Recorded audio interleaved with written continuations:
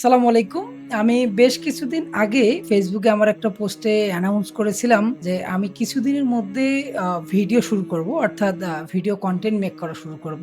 Finally বেশ কিছু ঝামেলা এবং বাধা বিপত্তি উপেক্ষা করে আজকে এই পর্যায়ে এসে আমি আমার ভিডিওগুলো শুরু করতে পেরেছি। আলহামদুলিল্লাহ। আমাকে আসলে এই ভিডিওগুলো শুরু করার পেছনে ব্যাকএন্ডে অনেক কাজ করতে হয়েছে।